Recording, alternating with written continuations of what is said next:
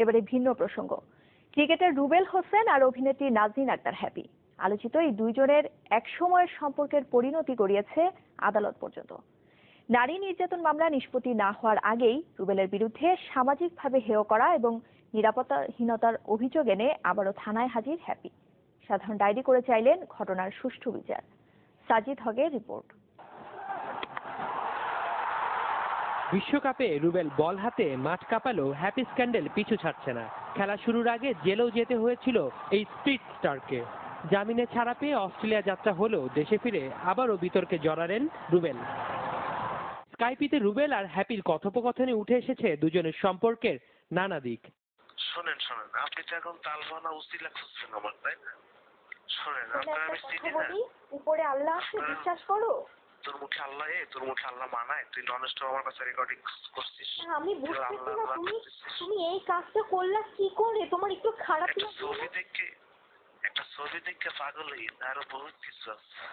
ঠিক আছে, ভয় পাই না, করবো না কিছু। আপনি যদি কিছু করেন তাহলে কিন্তু খবর আছে। আমার কোনো ধরনের ইন্টেন্সি নাই আপনার এইসব ফালতু জিনিস আমি মার্কেটে ছেড়ে দেবো বাড়িতে। তাহলে বলতেছো যে আমি কিছু করলে খবর আছে? তুমি আমার ক্যারিয়ার, আমার লাইফ, আমার ফ্যামিলি সবকিছু শেষ করে দিবা। তাহলে বাইচে থাকবো কেমনে?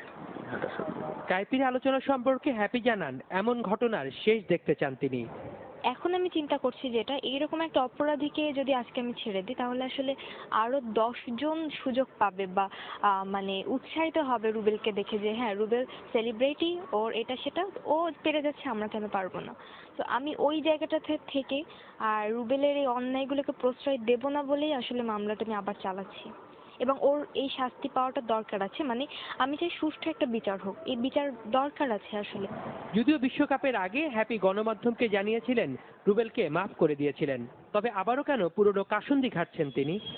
একটা মানুষকে তখনই ভালোবেসে ছেড়ে দেওয়া যায় যে সে আসলে ভালোবাসে, কিন্তু রুবেল তো আসলে আমাকে ভালোবাসে না। ও ফার্স্ট অফ অল আমার সাথে অ্যাক্টিং করে গেছে, একটা বড় প্রতারণা। আর সেকেন্ড হচ্ছে যে যার উপর আমি কিছু করছি না তার উপর সে আমাকে এই ধরনের হুমকি দিচ্ছে, আমার সবকিছু আলাদা করে এভাবে আমাকে স্কাইপিতে ওই ছবিগুলো পাঠিয়ে। মানে এটা তো আসলে একদম অমানসিকতা শেষ পর্যায়ে গেলে মানুষ এরকম পারে। আর সাধারণ ডায়েরির বিষয়ে কথা বলতে মিরপুর থানায় গেলেও কেউ ক্যামেরার সামনে কথা বলতে রাজি হননি। তবে ভারপ্রাপ্ত কর্মকর্তা জানান, আইন অনুযায়ী ঘটনার তদন্ত চলবে। সাজিদ হক, চ্যানেল 24, ঢাকা।